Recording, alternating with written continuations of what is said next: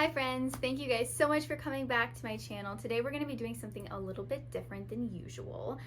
A long time ago, I bought a Sentro knitting machine and I used it once and I was incredibly intimidated by it, but I have since watched some tutorials to kind of figure it out. So I am very excited because I'm going to show you guys how to make some really pretty things with this knitting machine. As you all know, I know how to crochet. I love crocheting very much, but knitting in and of itself just really intimidates me, and I don't know when or if I will learn knitting. I probably will. I'm not gonna lie. I probably will learn how to knit at some point, but at this point it really intimidates me, and I really do love the look of knit, but it just really scares me to try it at this point, just because I'm so invested in crochet. So with getting the look of knit, I want the look of knit. So I was like, I might as well buy this little machine and try to figure her out. So that's what we're gonna do today. But first, I wanted to show you all of the gorgeous yarns that Hobbii sent me to make this video today. I'm so excited. There are so many all around me and it's like pure heaven. So first, I'm gonna show you the big ones. These guys, look at the colors. I love that the greens and purples just remind me of woodland fairies. I don't know why, it could be just me, but green and purple just remind me of that. It's just so reminiscent of it. And this is Hobbii's Tea Time yarn. It's 100% acrylic, and it's a size 4. I got 3 different colors of the Tea Time. I also got these. As you all know, most of you probably, my favorite color is purple, and I can never pass up a beautiful color changing purple yarn. I also got this black and tan and cream colored one. This one is super pretty as well. All of them, again, are 100% acrylic and very easy to work with. With this purple yarn, I did make a raglan mesh top with it, and I really love how the colors all blended together so beautifully. And if you are interested in making a top like that, I do have a tutorial on my channel for how to make it. I also got some Colorina yarn. This is just, I'm sorry, that's giving peacock. Is it not so gorgeous? I think this is an acrylic and wool blend. Very beautiful. We're gonna be making some tops, I think, with this today. And I also got some earthy greens because I love green and I love all the earthy colors as well. And here is a more like ombre purpley blue color of the same Colorina. I've never tried the Colorina yarn before, so I'm really excited to try it out today. I also got a bunch of the Portobello ones, and I got them in a bunch of earthy colors because I want to make like this mossy colored inspired kind of funky oversized sweater with this, and I'm gonna crochet it and have a tutorial hopefully coming soon with this. But I'm really excited to try these yarns. They're absolutely stunning. And I think they're cotton. Yeah, 60% cotton, 28% acrylic, and 12% wool. And they're just so stinking cute. I like these colors together too. I also got a bunch of the Friends and the rainbow cotton in these 3 colors. Like, I got a bunch of them. And I have a very fun project coming soon with these, using these 3 colors. And if any of you can guess kind of like any idea of what I'll be making with these colors, type it in the comments because I want to know if you guys can guess. I have never tried their cotton yarn, and I ended up crocheting some solid granny squares with the cream. Oh my goodness, look at how perfect they are. Like, the yarn is so easy to work with. I used a 3.75 millimeter hook, and this is using the rainbow cotton, and it is perfect. I actually ended up going on their site and ordering a bunch more in these colors because I don't think I actually ordered enough from them. So I ended up going on and ordering a bunch more because I want to make sure I have enough, and I just really love the yarn. I think this might be a staple yarn for me because just look at that. It's perfect.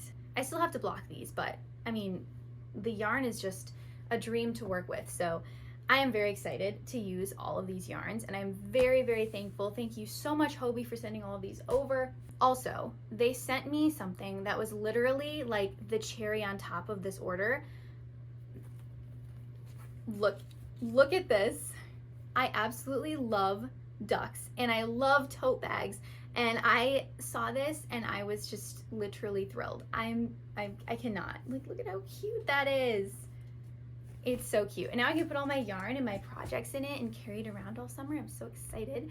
So thank you again, Hobbii. You guys are the absolute best. Okay, so now I am thinking I'm gonna do some practicing on the centro in the tubular option, because the tubular option is what I've tried before. So I think I'm gonna try to make like some tube tops first, and then I'll show you guys how to make a ton of cool projects. I have so many ideas, I can't fit them all in one video. So if you guys like this video and you want me to do a part 2 to show you how to make, like, I really wanna make a pair of pants, I wanna make a dress, like a maxi dress, I wanna make a skirt, but I don't think I'm gonna have enough time in this video to do that. So I think we'll do mainly like some tops. Like, I think I'll show you how to make like a sweater, a tube top, like a tank top. But we'll see how it goes. We'll see if I figure it out and if everything goes well and according to plan. But I'm pretty sure I'm gonna figure this out. It'll be great. I'm so excited. Okay, so I'm gonna go try to make some tubular tube tops, and then I will come back and show you guys how I did it. Here I am just practicing with one of the tea time yarns, because with this color I am going to make my first ever project, which is a sweater, and I'm trying it out with the tube setting just because I had literally no idea what I was doing, and everybody said that the tube setting was much easier, and they were quite correct. It was much easier to learn than the panel setting of the machine for me. But once I got the hang of it, it was so simple, and I ended up making a smaller tube, and I was literally so proud of it. And then I made 2 longer tubes because I ended up, my first project that I made was a sweater. So I made 2 long tubes for the sleeves, I think about 111 rows each, but that of course depends on your arm length. My arms are quite long. And then I made 2 panels on the panel setting, and I kind of wanted to make my first project be this sweater just so I could kind of understand the machine a little bit, get to figure it out so I could explain it to you guys. I was very obsessed with the yarn changing. Like, look at that, those beautiful colors. I was just blown away. And here's my first ever panel, and I had to frog it like once or twice, but this was the first panel that actually worked out, so I was really proud of it. And then I ended up sewing the piece together. I'll show you how I sewed things together a little later on into the video, but basically I just used a 4.5mm hook and slip stitched the piece together. And here's how it turned out. I'm so proud of it, this being my first project on the machine, and I am truly crediting this incredible yarn because I just can't get over those sleeves. Look at them. They're so beautiful. I have so many things that I would change for the next sweater because I am going to be making another one on the machine, but I have a lot of things that I would change now that I've made like 3 or 4 pieces on the machine now. But I'm probably going to wait until the weather gets cooler because this is our hot months and I don't really need a sweater for it as much, but it just turned out so beautiful. I highly encourage you to make one on the machine. It just takes 2 long tubes and 2 panels, however long you want them to be, and you get a beautiful, gorgeous sweater. And now I'm going to show you guys how to make a very simple tank top on the machine. This is the first green panel that I made for my tank top, and I ended up doing 105 rows. So now I'm going to show you guys how I'm making the second panel, and just make sure that your knitting machine is set on the panel setting. Just switch it from tubular to panel, and you can do as many rows as you're going to need for your tank top. I just thought that 105 worked out really well for my body length. So I'm going to go ahead and show you guys how to make the second one. Panel knitting on the machine was a little bit trickier for me than the tubular option, but I definitely got it now. So I'm going to show you guys how to do it. It is actually really simple once you get the hang of it, but it did take me a bit to get the hang of it, and I do have some tips and tricks to make it a lot easier. So let's go ahead and make our second panel. And the yarn that I'm using is, of course, the Colorina from Hobbii, and it is color number 10. All right, so here's my machine, and now I'm just going to cast on. I have to go all the way back around. So the casting on is very similar to the casting on in the tube setting. But as you can tell, for the panel knitting option, you can only go so far. You can't go any farther. Do not try to push it any farther because then you could break your machine. It winds all the way around and then stops and then all the way back and then stops. And remember, don't like start cranking because you could break your machine. Okay, so I'm gonna wind till my white peg is right over here, and I'm just going to put my yarn around this peg to the left of the white peg, this one right here, and then leave like a decent sized tail. And then I'm going to do a row of just winding around and casting on my yarn, going back and forth. Just go nice and slow, under, behind,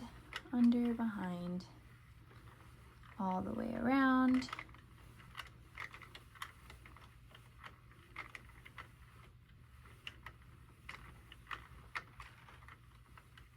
Until we reach the white peg. And then I'm going to take my yarn and feed it through the guide here.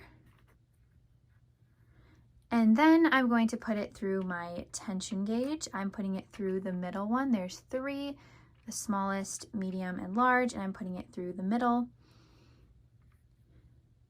And now I'm just going to wind until I can wind no more. Now I can't wind anymore. Now this part is very important. You're going to want to make sure, see how we have our white peg right here. This yarn right here, you want to tuck that under. You want to make sure that that yarn is nice and secure under this little, I don't know what this thing is called, under this thing right here. Just make sure it's nice and secure under there. So now I can't go any further. I have my little handheld, I'm gonna reset that, my little handheld row counter here, and I just keep it in my right hand while I'm cranking, and I just push the button to keep track of all the rows. These things are really nice. I got this at Joann's. But you can also get an app. I know they have apps, or you can have just an old-fashioned piece of paper if you'd like. But this was just super cheap at Joann's, and I got it a while ago. It's very nice. I would recommend. And it's purple, my favorite color. So it's a win-win. But anyway, one trick that after a lot of trial and error, it really helps to put some tension at the beginning and the end of the panels, just because you don't want the little stitches to flop right off of the peg. So if using your hand to just put some extra tension at the beginning and at the end of every row for the panels, that is what I have found that helps so much, and it doesn't make the stitches flop off. So that is something that I would recommend. So now we went all the way this way.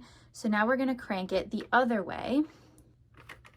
So I remember just keeping some tension at the beginning and going nice and slow for the first few rows to make sure you don't drop any stitches. Popped out of my tension gauge. So I'm going to grab some yarn out so that doesn't happen again.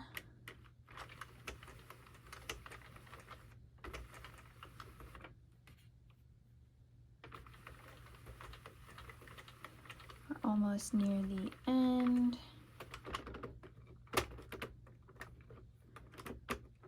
Okay, I can't go any further. Now we have the tail of our yarn here. We just want to make sure that it is nice and over here to the left of our little thing here. Okay, so everything is doing nicely. Remember we did row 1.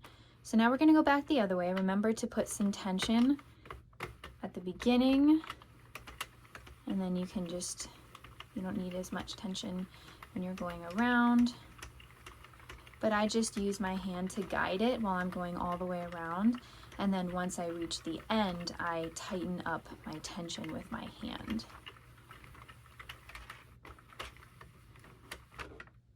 Okay, now I reached another row, row 2. I'm going to go back,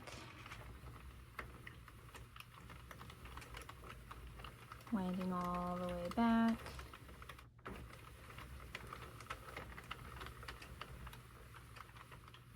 And then I'm also going slower, just to make sure I get all those stitches in. Go slower at the beginning and end. Okay, and then we can go a little bit faster. So just go slow at the end of the row, like that. And then go back and go slow as well. And then you can go at a normal speed.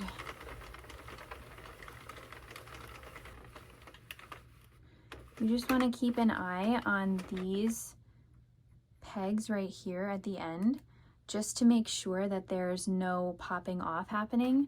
And this, obviously this peg as well. So just keep an eye on those as you're going around nice and slow, and then you can pick up speed around, and then just go a little slower towards the end, and then go slower towards the beginning. And that's basically it, just making sure that the beginning and ending parts of the panel are all like staying very nice on the machine and not popping off.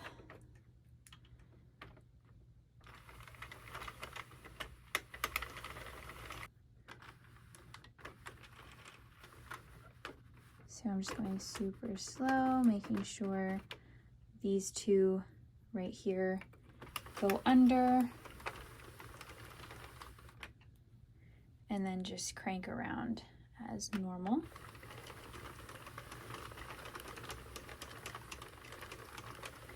Now we're reaching the other end, so I'm just slowing down a bit.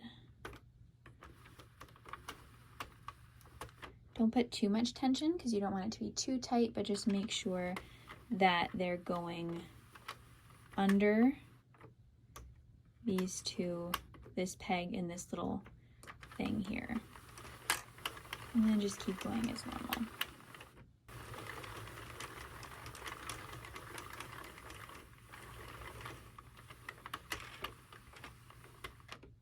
I'm not sure if I counted that previous row, but it's okay. It's fine. Okay, so I'm just gonna keep on going all the way around until I get to 105 rows, which is what I did for this one. So I'm just gonna keep doing this exact same thing, just going all the way around and then back again, and then all the way around and then back again, and then making sure to go a little bit slower at the end and the beginning, just to ensure that those ends don't fly right off. There we go. And then as you can see, there's nothing on these 3 pegs right here, and that's good. That's what we want. We don't want any on the white peg and then peg 1 and 2. And that's what you want. That's normal for those stitches to come off, just so we can have just the panel rather than the connecting tube. Okay, so I'm going to go for 105 rows. I'm at row 14 right now. I feel like I might have missed some rows while I was explaining, but it's okay. It'll probably end up being fine. So I'm gonna go ahead and go to 105 rows, and I'll see you guys when I am done with that.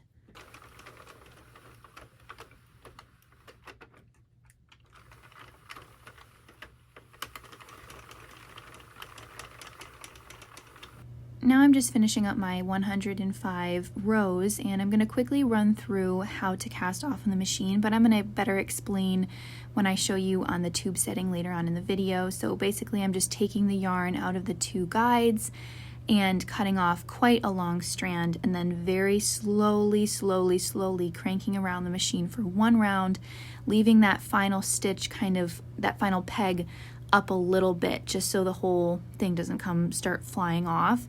And then I'm just using my tapestry needle, sewing back and forth on the stitches that are still attached to the machine. See how they're still attached to those two little pegs? So I'm taking my tapestry needle and going right there and snagging that stitch all the way around the entire machine. And that's kind of why I left that last peg standing up just a bit, so it can be very secured on there and not popping right off, because we don't want the stitches to pop off, then you have drop stitches and it's so sad. So I'm just gonna go around the entire machine doing this, going right on that peg and scooping up that stitch and sewing it right on to the piece. And that's why you want to have a nice long strand, like you want to cut off a nice long strand of yarn before you do this, just so you make sure that you have plenty of yarn to sew onto the project. And now I'm just in my last stitch and it's off the machine, and every stitch is grabbed and safe and secure and not falling off. And here are the two panels that we are now going to sew together to make our tank top. So now they're facing the right way. We're gonna flop them right on top of each other and have them both on top of each other facing the right way to each other and the wrong way facing us, so that when we turn it inside out, the right way will be facing the way that we want it to. So on the top of the piece, I'm just gonna mark a stitch marker 4 inches in on each side, and that worked for me with popping my head over it, and I really liked the 4 inches on each side. But you might like more, you might like less. That is your choice. I'm just marking 4 inches on each side with my stitch marker, stretching out the piece, and those little ends like to roll over, so you kind of have to, you know, fiddle with them a little bit to get them to work with you. And then I just made sure both sides were even together by lining them up. And then I am just using that long strand of yarn that was already attached to the piece to slip stitch it together. So I'm just going right under those stitches all the way down the 4 inches until I get to my stitch marker, and I'm using a 4.5 millimeter hook, just slip stitching all the way down the for the shoulder part of the tank top. And yeah, just using that yarn that was already attached just to make it a little bit easier. But I did have to attach yarn in other places that we didn't have that long strand already. And then once you reach the stitch marker, you just chain one and pull out your yarn. I still had a ton of yarn left, so that's why I had such a long strand to pull out. And then I just tightened it a bit, and then I cut my yarn and moved on to the other side, which I repeated the exact same thing, just doing the slip stitches until, and I also had some yarn that was already attached on this side too, which was really handy. But again, yeah, I just slip stitched this side together until I reached the stitch marker, did the exact same process on this side. And now we're going to move on to the sides of the tank top. So here I'm just marking how high up I'm going to be slip stitching. So it was about 10.5 to 11 inches for me, and just doing the exact same thing. The sides are a little bit easier to slip stitch together because they have kind of like some set V stitches that you can visualize a bit easier, as you can see on my piece. And I just repeated the exact same thing on both sides, slip stitching about 10.5 to 11 inches up, and then I turned it inside out so the right side was facing me. And here's how the tank top turned out. The earthy colors of the yarn are going to go so well with so many of my outfits for the summer, and it was so easy. Just 2 panels, any length you want. I think I'm going to make another one with 2 panels that are longer, just so I can have one that's not so short as well. So I'm going to make another one that's like a bit longer. And then I completely copied this entire process, just making much longer panels, like 220 rows, I think. 220 rows, 2 panels of 220 rows. look at that yarn. Yeah, I still am not getting over this beautiful color changing yarn. If you want the most stunning color changing yarn ever, I would recommend getting this tea time yarn. And yes, I did 2 panels of 220 rows to make a sleeveless dress. And then I also whipped up 2 panels to make another tank top of this same yarn because the color changing was so stunning, and I was like, this just has to be a tank top too. So I whipped up 2 panels of, I think, about 100 rows for my tank top, and then I had my 2 long panels of 220 rows, and then I'm just going to work on sewing those 2 together. But I really wanted to make a sleeveless dress, and it was literally copying the exact same concept as the tank top, sewing the shoulders together about 4 inches in, just like that, same exact thing as we did with the tank top. And then I'm gonna sew the sides together.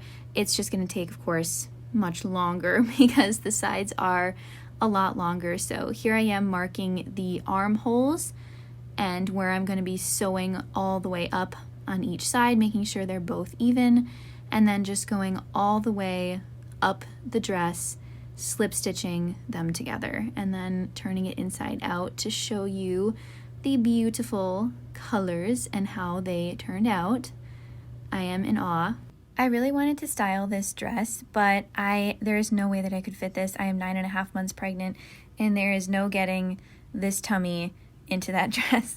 So I will be styling it when after I have the baby, but hopefully this baby comes out of me soon. Not just so I can wear this dress, just so I can have the baby out of me soon.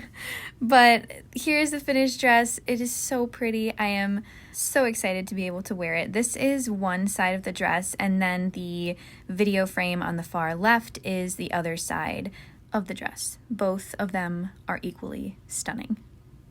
Okay, so I'm going to show you guys how to make a tube top using the tubular setting on the machine. So basically we have the T and the P here. So you're going to want to switch it down, because I was just doing a panel, so you're going to want to switch it down to T for tube. Now I'm just going to show you how to cast on. So I have the short end of my yarn, and I'm just throwing that right in the middle of the machine. I have about 12 inches there. And now you want to make sure that you've cranked all the way around so that your white peg is to the right of this, this little feeder. So now we're going to take, the long end is here, short end is here. We're going to take our yarn and loop it around this little hook here. And now we are going to slowly crank the machine to cast on.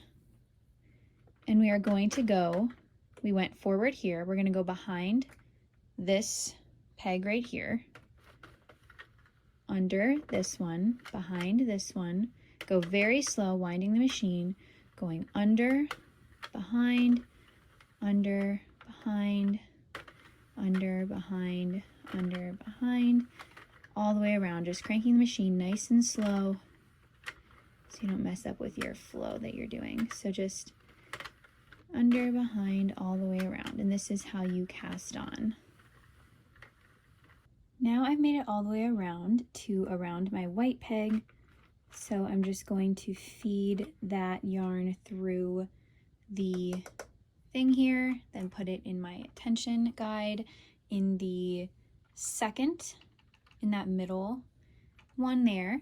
And then on the side here we have our row counter. We're just going to tap it to clear it out. So then we are on row 0. And now we are going to go all the way around the machine very, very slowly for our first row, just cranking all the way around super slow so we don't drop any stitches.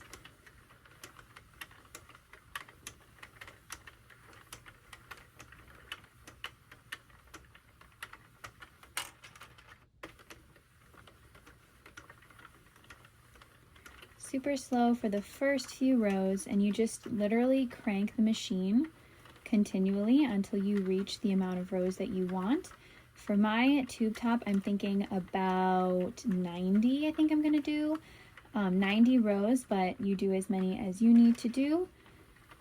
And I'm just gonna keep on going keep on cranking the machine. And for the first like 5 rows, I go fairly slow just because I don't want to drop any of those stitches, of course. So just keep on cranking the machine, and that is all you do for the tubular setting. It's really easy. You just keep going around, and the machine counts the rows for you even, so it's so nice. You just keep on cranking. I am just stunned over this vibrant blue color, by the way. I mean, I cannot wait to see what the colors all look like once it's done. I'm super excited. Now I'm on row 7, and I'm just going a little bit faster because I think everything is much more secure. The first few rows are just a little trickier with that. You just want to go a lot slower. So I'm just going to keep on going for like 90 rows about, just keeping on cranking the machine all the way around until I get to the amount of rows that I need.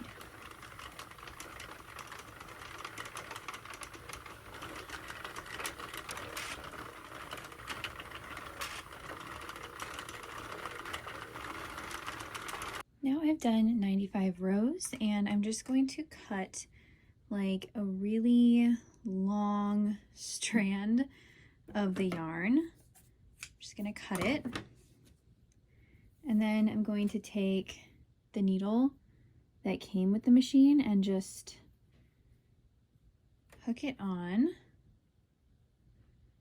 to my yarn. And now I'm going to take it off of the tension gauge thing, and then this thing right here, and then make sure that my yarn is hooked around my white peg here, just like this.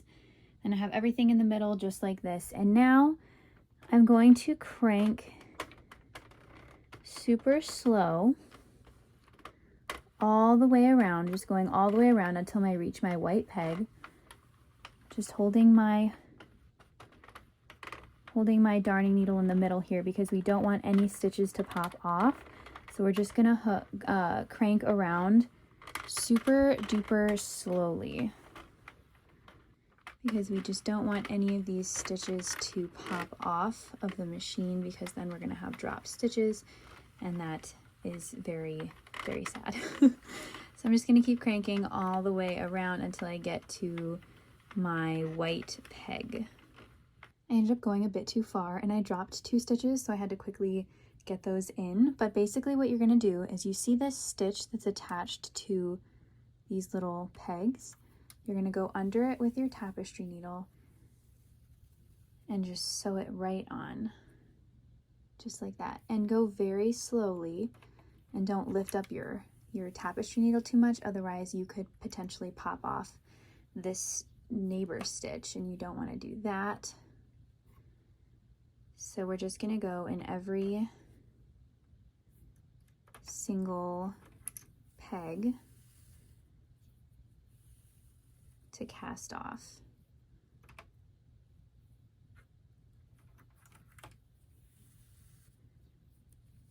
And remember, don't go too quickly, and keep an eye on the neighbor stitch so it doesn't pop off.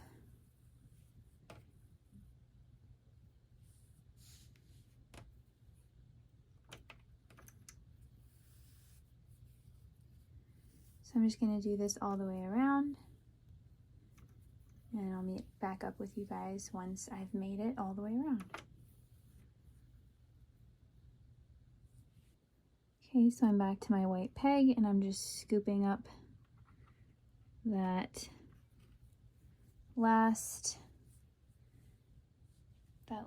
bit of yarn there on the white hook, and I'm taking off my needle, and there we have our tube top.